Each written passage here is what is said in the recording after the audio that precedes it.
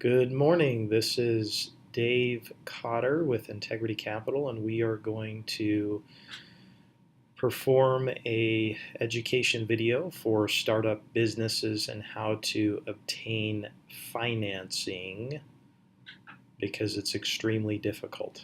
So let me get started here. Whenever you are financing a business that is a startup, or maybe it's a new operation, could be restaurant, or any type of business, you want to focus on four different elements, or I should say that the lender is going to be focusing on four different elements of the transaction, and you'll need to be extremely aware of these in order for you to have success. The first component here under the analysis section is credit. And what do I mean by credit? The individual lender is going to identify your physical credit, meaning that have you had any late payments in the past? Have you had any issues in terms of bankruptcies, foreclosures, short sales? Do you have a track record for paying debt back?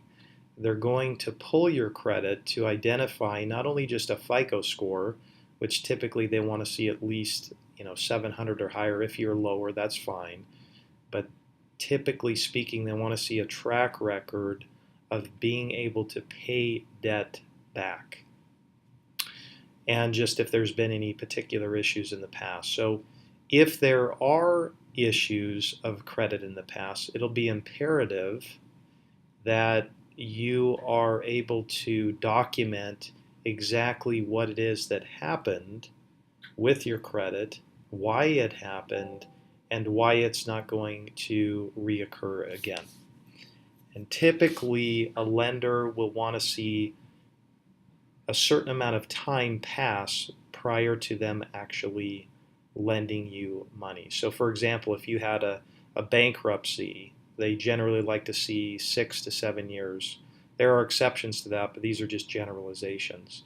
Short sales, they like to see 3 or 4 years go by. So time heals wounds, so to speak, for the lender when you're trying to obtain credit. So the first element you're going to really want to be clear on is credit.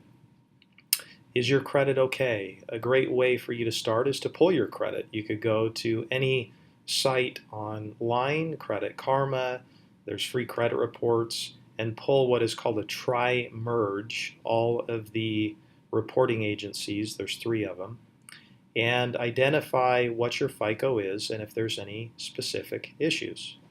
So remember, credit is going to be very imperative for the lender. They're going to look at that as if it's a resume just getting you in the door. So the first component of getting financing for startup business is credit. The second element is cash flow. And this one's a tough one because obviously chances are you don't have any. You might have been working for a corporation for years and you have cash flow. You might be married and your husband or wife has some outside cash flow. So they're going to look and see, is there any outside cash flow, because there's not going to be any in the new business for the time being, that could potentially support this new business getting up and operable. So for example, let's say one of your spouses is still working for a company and making $100,000 a year, and you're going to leave to start this new operation. They would want to see if there's free cash flow to be able to potentially support the business debt that you're taking on in case things don't go as they planned, which they never do. So that would be something that you would want to make sure you identify. When I talk about cash flow, it's really important that you have an understanding from the lender's perspective of what they mean by cash flow. When we're talking about cash flow, we're really looking at what is available after you pay all of your expenses, your living expenses, and all of your debts, your mortgage, your car payment, your insurance, if you have any credit card debt or anything along those lines, what is available when everything is paid to be available for servicing this debt. So cash flow really means not just, hey, here I make $100,000 per year, but they're really wanting to know what is available to them in order to make these additional payments that you're going to be taking on. We can certainly go into that in further detail if you want to contact us, but generally speaking, cash flow is going to be important as an outside source for starting a new business. Do you have cash reserves set aside for 3, 5, 7, 10 months just to have a cushion there? That would be certainly something that the lender would want to look at as well. Along with this, it will be critical that you put a business plan together, and in that business plan, you will want to put projections together. The lender is going to want to see month by month projections showing that you've thought through this process of saying, okay, we're going to make X amount of dollars each month, and here's how we're going to do that by marketing, and then it's going to cost me X dollars to operate the business, salaries, rent, leasing equipment, could be marketing, could be accounting, finance, legal, all of the expenses that go into operating your business. They want to know and see that on a spreadsheet of sorts, month by month for the first year and then the full year for the second year. That will be critical along with a business plan showing how am I going to do this? What is the goal? What business am I specifically in?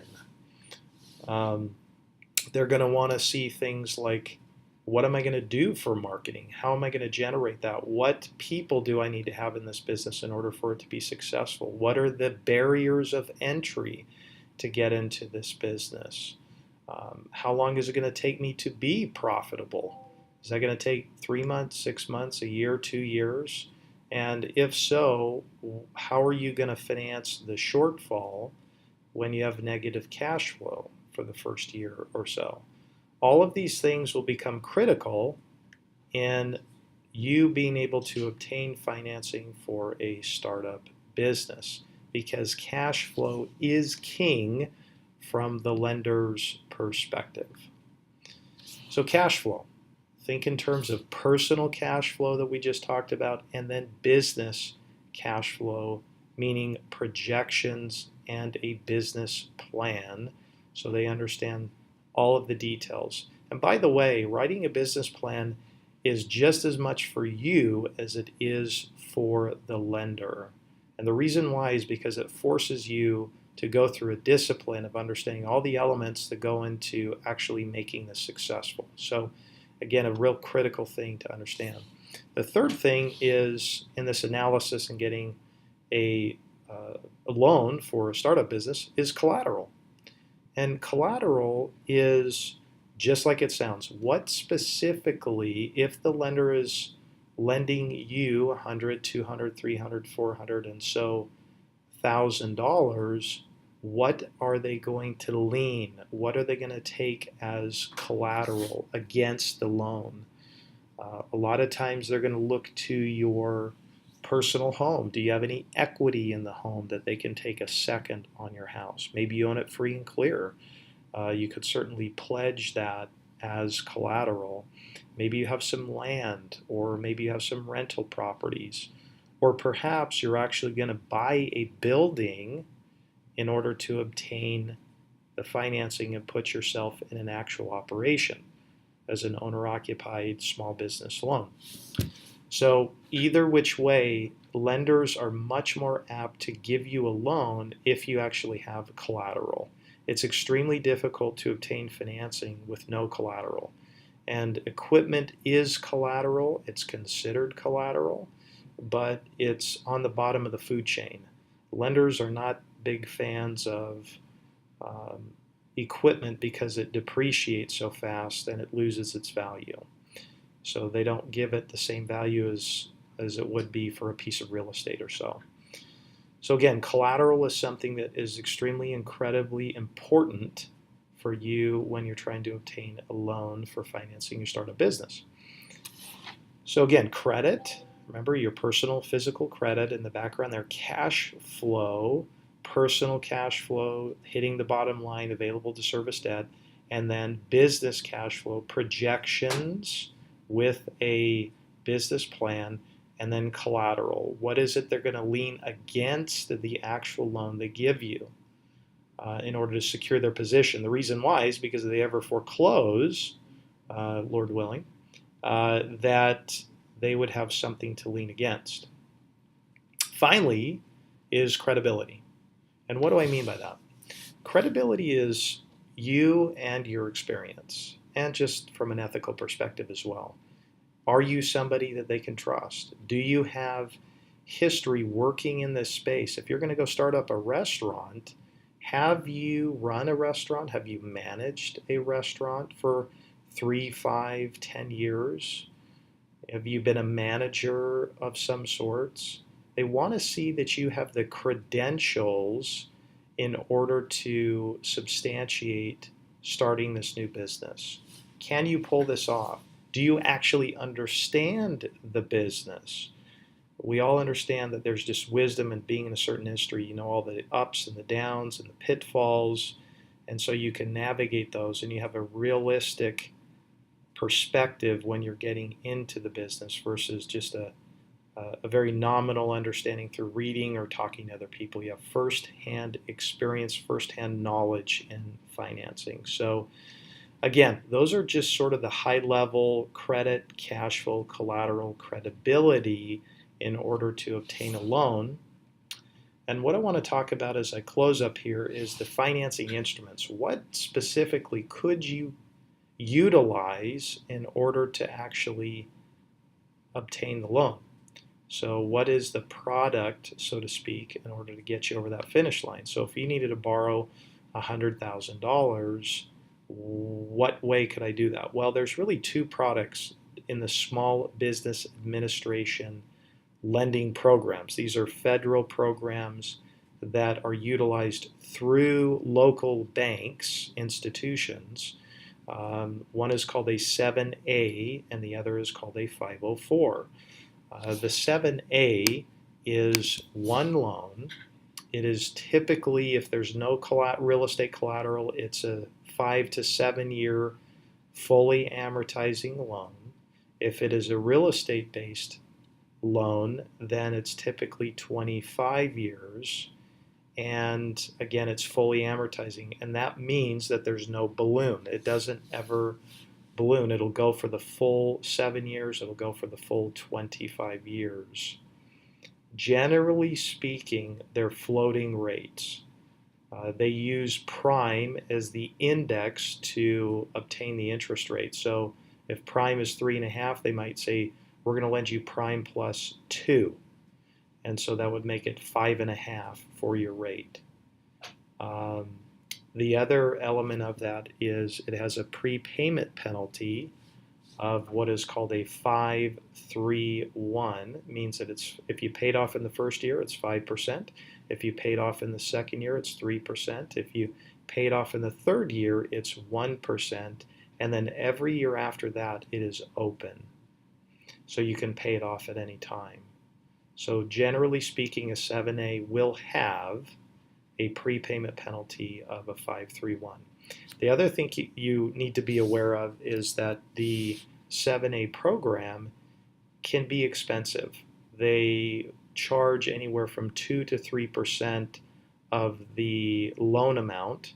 So if it's 90% of the total cost that they would lend you, which is typical, then they'll take 75% of that loan amount and they'll charge anywhere from 2 to 3%.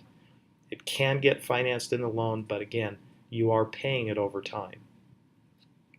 The other element of a 7A, which can sometimes be a pitfall, is they actually are going to take a lien on your house and anything that has excess collateral for their shortfall.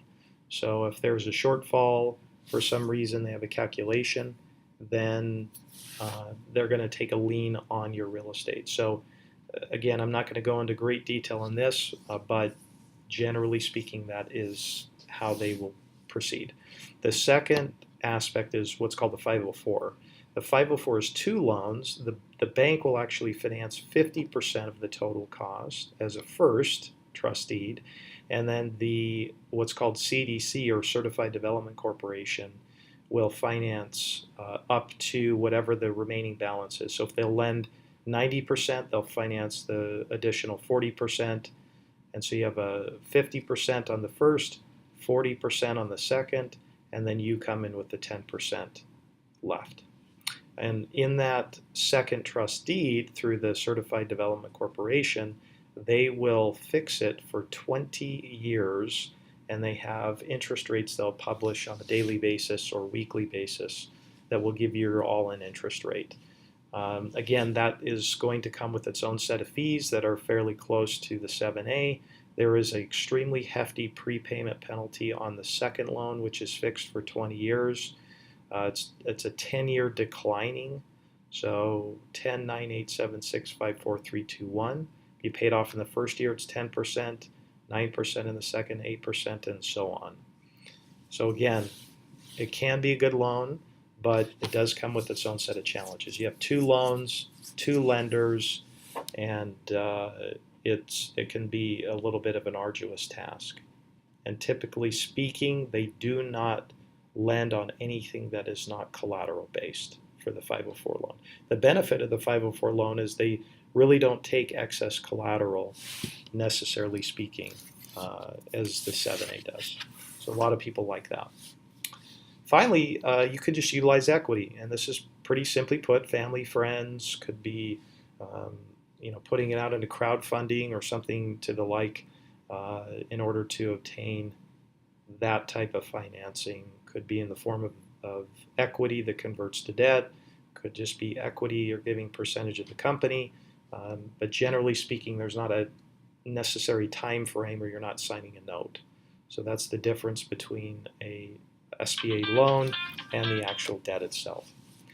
So again, this has been education for how to finance a startup business. And if you have any questions, you can contact us at 480-219-1205.